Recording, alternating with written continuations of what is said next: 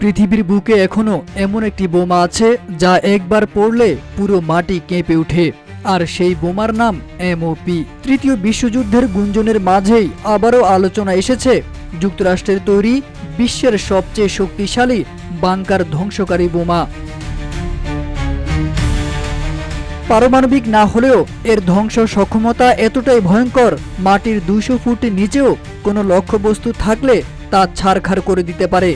বোমাটির ওজন প্রায় 30,000 পাউন্ড বা 13,600 কেজি। এই মরণাস্ত্র বহন করতে পারে শুধুমাত্র যুক্তরাষ্ট্রের B2 স্পিরিট স্টিলথ বোমার। এই বিমানের সবচেয়ে বড় বৈশিষ্ট্য হল রাডারে প্রায় ধরা পড়ে না।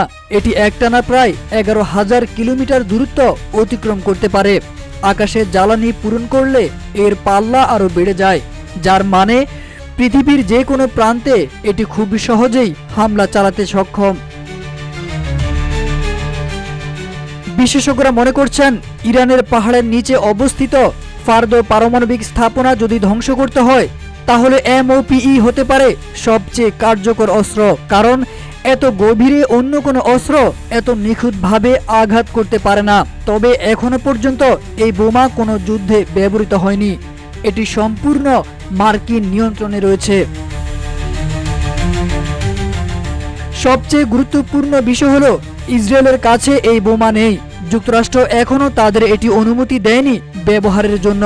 ফলে এই বিধ্বংসী অস্ত্র ব্যবহৃত হবে কিনা তা এখনও পুরোপুরি নির্ভর করছে যুক্তরাষ্ট্র ইরান বিরোধী যুদ্ধে কতটা সরাসরি অংশগ্রহণ করবে তার উপর।